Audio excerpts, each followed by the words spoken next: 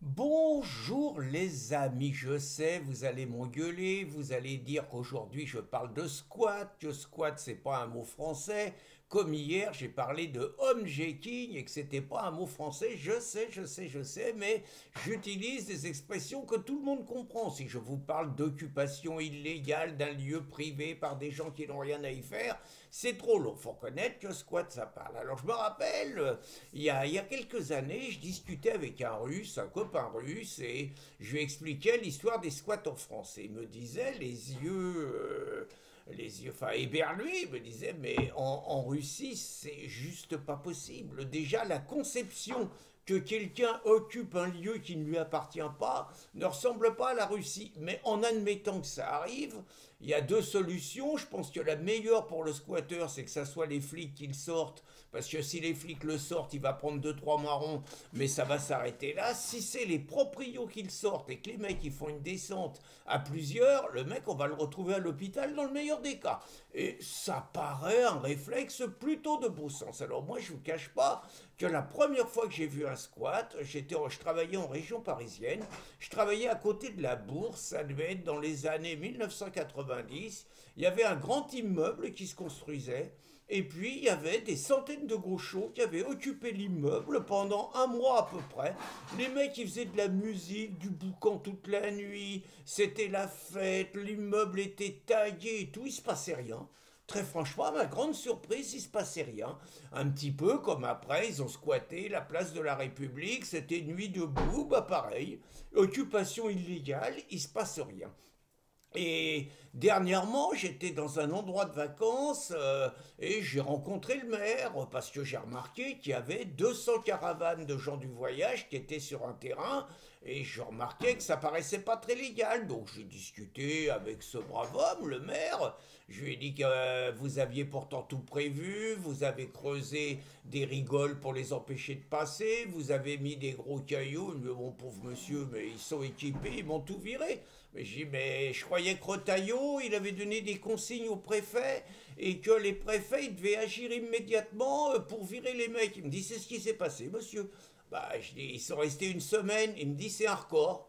C'est un record de rapidité. Je dis, ah bon, bah, il me dit, attendez, oh là, faut d'abord que je fasse un signalement. Après le signalement, il faut que je dépose plainte. Après, il faut que la plainte soit instruite. Après, il faut que le préfet agisse. Il faut qu'il ait les autorisations. Et là, on a été exceptionnellement bon, exceptionnellement réactif. Les mecs, en une semaine, ils sont barrés. Bon, il y a des excréments partout sur le terrain. Le maire m'a dit qu'il allait déposer plainte et que peut-être que ce coup-là, ils seront verbalisés, qu'on pourrait peut-être les toucher sur les aides aux assistances, sur le blocage d'aide sociale. Mais manifestement, il paraissait sceptique. Et puis, là, il y a le dernier truc, alors au niveau des squatteurs, là les mecs ils ont trouvé une nouvelle combine, parce qu'avant il y avait la combine qui était aidée par des mecs de la LDH et tout, c'était la combine sur les résidences secondaires du changement de serrure.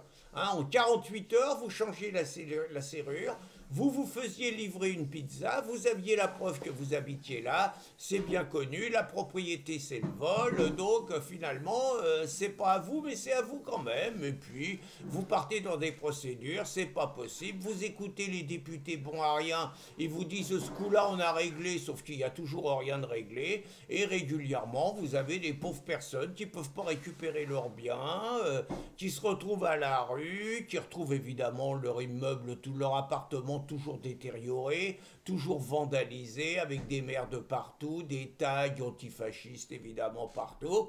Voilà la réalité, les pauvres gens sont impuissants. Alors il y avait un truc extraordinaire aussi, c'est que si vous faisiez virer les mecs par des sociétés privées, alors là, vous preniez 3 fois plus au niveau de la sanction pénale que le squatteur qui occupait votre lieu. C'est la France qui déteste la propriété et c'est la France qui veut foutre en l'air le droit de propriété par tous les moyens.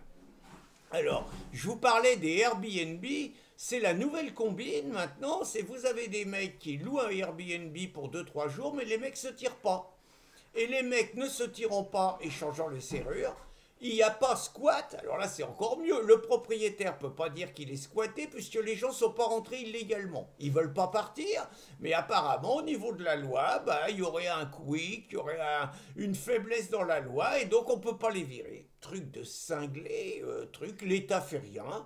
L'État est plus occupé à faire chier les restaurateurs, à faire chier les bars qui respecteraient pas des distances et tout. Bref, à pourrir la vie des gens qui bossent, qu'à défendre les honnêtes citoyens qui vivent avec un Airbnb, vivent des locations. Donc les conséquences, c'est une catastrophe parce que le proprio n'a plus de loyer. Les gens qui avaient réservé des Airbnb en période de vacances ne peuvent plus y aller. Bref, et l'État n'en a rien à foutre, l'État laisse faire. Alors, il n'y a que deux endroits où ça se passe autrement. Enfin, il y a un endroit en France où ça se passe autrement. C'est la spécialité marseillaise. La spécificité marseillaise, on ne sait pas si c'est parce que les proprios sont peut-être pas très très français. On ne sait pas. Toujours est-il qu'à Marseille, une société privée a le droit de virer les squatteurs et tout le monde ferme les yeux. J'avoue que j'ai pas approfondi encore cette spécificité, mais le meilleur exemple, c'est les Espagnols.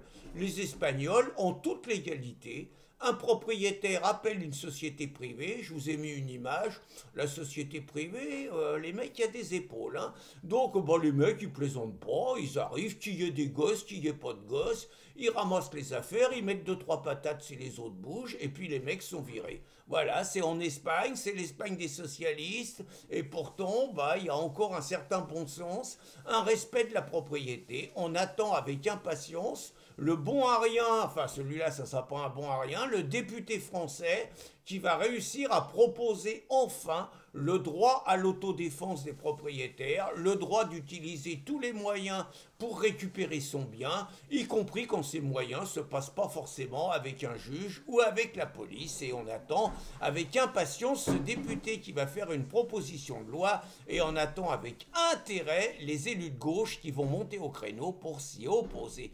En attendant, les amis, un bon conseil, si ça vous arrive, faites le ménage, faites-le discrètement, mais n'attendez pas les procédures judiciaires, sinon vous ne retrouverez plus jamais votre appartement.